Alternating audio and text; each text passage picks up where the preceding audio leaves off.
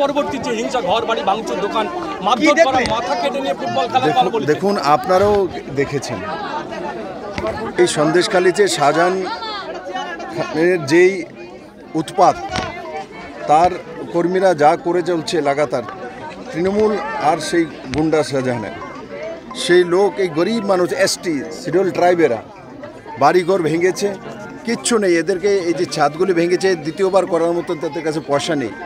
সবচেয়ে দুর্ভাগ্যজনক, জলের একটা পাইপ বসানো হয়েছে এখানে, একটা ডিপ টিউবওয়েল বসানো হয়েছে, ওখান থেকে জল খাওয়ার জন্য এখানকার লোক যায় জল আনার জন্য, সেটাকেও তার মধ্যে তৃণমূলের গুন্ডারা বসে থাকে, এখান থেকে জল নিতে দিচ্ছে না ইলেকশনের পর থেকে। পুকুরের জল খেয়ে এদেরকে জীবন অতিবাহিত করতে হচ্ছে। ভাত রান্না করেছে গরিব মানুষ, আমাকে এখন জিজ্ঞাসা করছে ভাত রান্না করেছিলাম, ভাতগুলো ফেলে সামনে ওঠার মধ্যে ফেঁকে ভাতের ড্যাগটা নিয়ে চলে গেছে। তো এই ধরনের অবস্থা সন্দেশখালীতে। আর মহিলা মুখ্যমন্ত্রী বলবেন আমি গরিবের জন্য কাজ করি, আমি এসটির জন্য, আমি এসসির জন্য কাজ করি। এর চাইতে গরিব এসটি ভারতবর্ষে কোথাও আছে?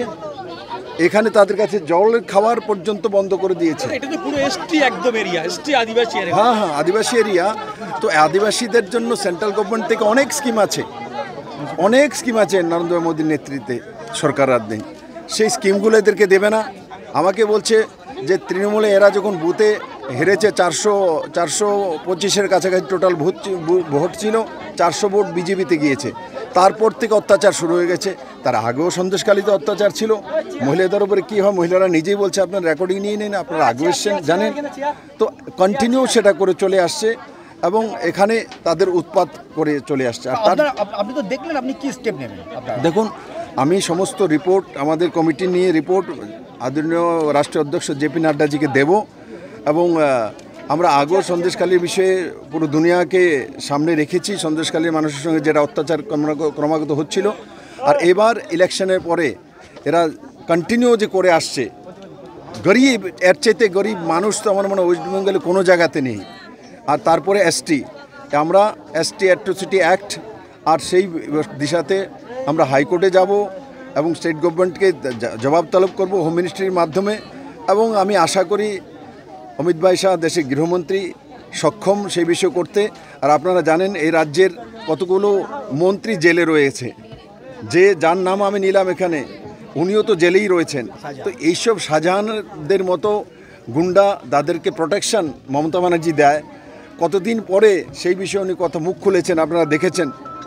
তো এতে ওনার দ্বারাই প্রায়োজিত গভর্নমেন্ট স্পন্সার্ড গুন্ডামি এখানে হয়। দাদা, স্থানীয় বাসিন্দারা বলছে। হ্যাঁ, তো ঠিকই তো বলছে, আপনার পেছনে ভদ্রলোক বলছে যে আমরা চলে গেলে আবার করবে। আমি মিডিয়ার সামনে বলছি, সাবধান হয়ে যা ভাই, এবার যদি তাদের উপর কোনো কিছু হয় তাহলে তাদেরও রক্ষা নেই, তাদেরকেও ছাড়া হবে না। এরা যদি ভারতবর্ষে থাকতে হয়, ভারতবর্ষের সংবিধানকে মেনে থাকতে হবে, এসসি এসটি অ্যাট্রোসিটি অ্যাক্ট মেনে চলতে হবে, তাদের অধিকার রিজার্ভেশন মেনে চলতে হবে। আর যারা এগুলি মানবে না তাদের ভারতে থাকার দরকার নেই। শাসক দল দাবি করছে, তো উনিকে দেখছেন ওখানে 3 দিন যাবৎ গৃহমন্ত্রী গিয়ে রয়েছে। দেশের গৃহমন্ত্রী অমিত ভাই শাহ 3 দিন ক্যাম্প করে রয়েছে, মিডিয়ার বন্ধুরা জানে না। উনি বললেও হবে, আপনাদের কাছে প্রমাণ নেই ক্যা? দেশের গৃহমন্ত্রী অমিত ভাই শাহ 3 দিন ক্যাম্প করেনি ওখানে? ক্যা সেন্ট্রাল গভর্নমেন্ট থেকে ডিজি চেঞ্জ করেনি ওখানে? রাজীব সিংকে সেখানে ডিজি বানিয়ে স্পেশাল ডিজি ওখানে পাঠানো হয়নি সিআইএসএফ থেকে উঠিয়ে?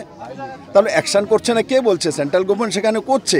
কিন্তু যখন কোনো একটা ঘটনা ঘটে যায় তাকে উকসানি না দিয়ে সেটাকে শেষ করা, আমরা সেই দিশাতে কাজ করি। আমি তো বলি আমাদের আসার দরকার নেই। মমতা ব্যানার্জি আপনি ক্যাম্প করুন, শেষ করে দিন, আমাদেরকে আসার কী দরকার? আপনার রাজ্যে আপনি চালান, আপনি মুখ্যমন্ত্রী, আপনি মহিলা, আপনি তো সব কিছু করেন, আমাদের আসার দরকার নেই।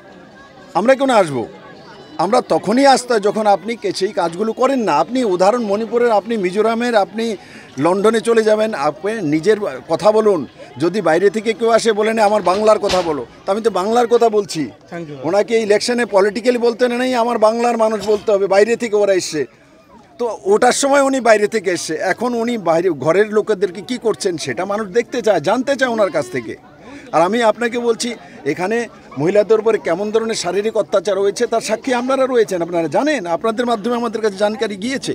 কুচবিহারি গেছি, শুধু সন্দেশখালী তো হয় এমন নয়, কুচবিহারিতে গিয়েছি, আমি নাম বলতে পারবো না কারণ রেপ ভিকটিম, ওকে বাড়িতে গিয়ে বাড়ি ঘর ভাঙচুর করে সর্বশান্ত করে তারপর শান্ত হয়নি, তারপর এক রাখাল করে একজন তৃণমূলের নেতৃত্ব স্থানীয় ওর উলঙ্গ করে মহিলার বুকের উপরে বসেছে আর 20 জন মিলে তাকে রেপ করা হয়েছে। আজ পর্যন্ত মিশন হসপিটালে রয়েছে, অ্যাডমিট আইসিইউতে রয়েছে, আজ পর্যন্ত তার এফআইআর হয়নি, 164-তে তার স্টেটমেন্ট নেওয়া হয়নি।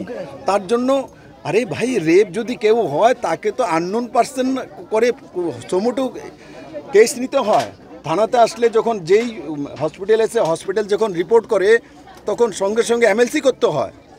এমএলসি করার নিয়ম আছে ভাই। হসপিটালে কোনো অ্যাক্সিডেন্টাল কেস আর যদি মারামারিতে কোনো কিছু আহত হয়, ডাক্তার নিয়ম প্রথম পুলিশকে ফোন করতে হয়, পুলিশকে আসতে হয়, তার এমএলসি রিপোর্ট দিতে হয় এবং কোর্টে ডাক্তাররা যায়। আরে কানুন আমরা জানতে মমতা ব্যানার্জি একলাই মুখ্যমন্ত্রী হয়েছে, আমিও তো হয়েছি, আমি তো কানুনটা জানি। মূর্খের বাস নাকি ভারতবর্ষের মধ্যে? এভাবে কিভাবে মমতা ব্যানার্জিকে ছাড়া হবে না, ওনার নাটক হিসাবে এবার বন্ধ করে দেওয়া হবে। উনি অনেক করে নিয়েছেন, অন্ত হয়ে গেছে ওনার। Thank you.